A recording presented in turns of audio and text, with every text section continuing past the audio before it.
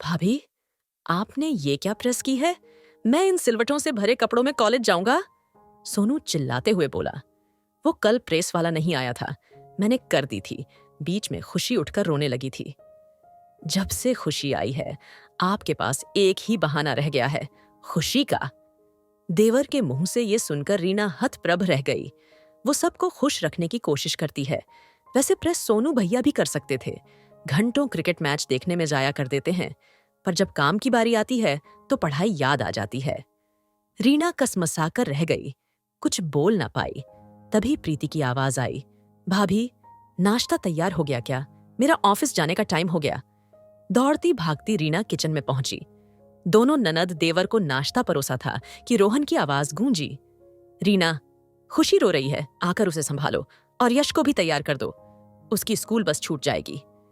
रीना अपने 4 वर्षीय बेटे यश को तैयार करती है और उधर खुशी का रोना चलता है। रोहन, आप यश को जूते पहना दो, मैं खुशी को दूध पिला दूं।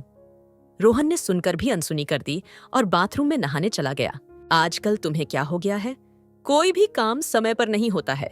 जल्दी से मेरे कपड़े निकाल दो अलमारी से, मुझे भी जाना है। रीना गोद में खुशी को लेकर कपड़े निकालने लगी और रोहन व्हाट्सएप पर मैसेज चेक करने में बिजी हो गए।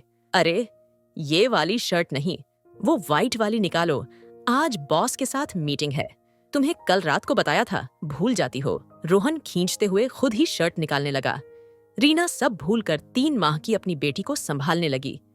बहू, पूजा घर के डिब्बे में घी नहीं है, बाती जलानी है, जरा घी भर दो। रीना फिर किचन में गई, घी निकाला, सास को देकर आई और रोहन को नाश्ता देकर लंच बॉक्स पैक करने लगी। रीना, 1 कप चाय और बना दो, सुबह की चाय कड़क नहीं थी, मजा नहीं आया। ससुर जी अखबार पढ़ते पढ़ते बोले। जी पापा, अभी बनाती हूँ। किचन समेटते हुए रीना ने चाय चढ़ा दी। सुबह से रीना एक पैर पर दौड़कर सबके काम निपटाने लगी थी। इधर नई माँ बनी थी, बच्चे को दूध पिलाते ही उसे भूख लगने लगी। सास ससुर ने अभी नाश्ता नहीं किया, वो कैसे कर ले? उसे कुछ समझ नहीं आ रहा था। ये भी कोई कानून हुआ? बहू को भूख लगती रहे, पर सास ससुर ने खाया नहीं, इसलिए वो भूखी रहे। फिर सास ससुर को एक उम्र बाद भूख कम लगती है, वो तो सुबह से लग जाती है। बेटी को भी दूध पिलाती है, उसे तो जोरों की भूख लग रही थी। रात को खुशी सोने नहीं देती थी। नींद की कमी और वक्त पर खाना नाश्ता नहीं खाने से उसकी तबीयत बिगड़ने लगी। अपनी सहेली को उसने अपनी परेशानी बताई। एक मेड रख ले, वो तो आती है केवल झाड़ू पोछे के लिए। अरे, झाड़ू पोछे के लिए कौन बोल रहा है? मैं तो खुशी के लिए बोल रही हूँ। वो क्यों? मेरे होते हुए मेड खुशी के लिए? तू मेरी बात सुन तो सही। ये कहकर रीना की सहेली ने उसे कान में कुछ कहा। ये सुनकर दोनों सखियां हंस दीं। रीना अपने रोज के काम कर रही थी, तभी घंटी बजी। रीना, दरवाजा खोल। सास चिल्लाई। मम्मी जी, मैं आटा गूंथ रही हूँ, आप ही खोल दीजिए। तू कौन? हमने तो तुझे नहीं बुलाया। रीना, मेम साहब ने बुलाया है। वो क्यों? सास अचरज से बोली। हमारे यहाँ तो मेड पहले से आती है। मैंने बुलाया है मम्मी जी, ये खुशी और यश को संभालेगी और मैं आप सबके काम करूंगी। कितने में रखी है बहू? केवल 5,000 में। क्या 5,000 रुपए महीने? हमारे होते हुए तुमने खुशी और यश को संभालने के लिए मेड रख ली।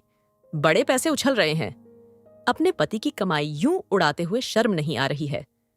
तो मैं क्या करूं? सोनू भैया कॉलेज जाते हैं, घंटों घूमते हैं, टीवी देखते हैं, पर अपनी एक टी शर्ट भी प्रेस नहीं कर सकते। प्रीति दीदी बना हुआ नाश्ता लेकर खा नहीं सकती। रोहन अपने कपड़े खुद अलमारी से निकालकर पहन नहीं सकते। आप घी डिब्बे में से नहीं निकाल सकती। पापा जी बच्ची के दूध पीने तक चाय के लिए नहीं रुक सकते। रोहन यश को स्कूल के लिए तैयार नहीं कर सकते। बताइए, मैं अपने बच्चों को संभालूं या आप सबके काम करूं, जो आप सब खुद भी कर सकते हैं? पहले मैं बहू थी, पर अब मैं 2 बच्चों की मां भी हूं। किसकी तरफ फर्ज निभाऊं, क्या करूं? आप सबके होते हुए मुझे मेड रखनी पड़ी। मेरी बच्ची को मैं वक्त नहीं दे सकती। आप सब भी बिजी हैं, तो रोती हुई बच्ची को कौन चुप कराए? आप सब ने मुझे बहू नहीं, अलादीन का चिराग समझ रखा है, जो एक हुक्म में ही काम कर ले।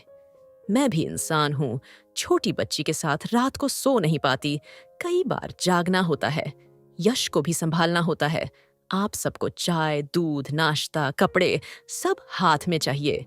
आपको अपने बेटे की शादी लड़की से नहीं, अलादीन के चिराग से करनी चाहिए थी। मुझे यही ठीक लगा। मैं आप सबको संभालूं और मेरी बच्ची और यश को मेड संभाले। आप सब तो फिर भी अपना काम खुद कर सकते हैं, जैसे मेरे आने से पहले करते थे। पर खुशी तो अभी छोटी है, वो तो हर काम के लिए मेरे ऊपर निर्भर है। यश भी इतना बड़ा नहीं है, मुझे उसे तो पूरा वक्त देना है। मैं कोई अलादीन का चिराग नहीं हूं जो बस हुक्म देते ही हर काम के लिए हाजिर हो जाऊं। मम्मी जी, घर सबका है तो काम अकेली बहू ही क्यों करे? सबकी जिम्मेदारी बनती है, सबका फर्ज बनता है। बहू के आते ही सारे काम उस पर डाल देना क्या ठीक है? बच्चों की परवरिश में पिता को भी मदद करनी चाहिए।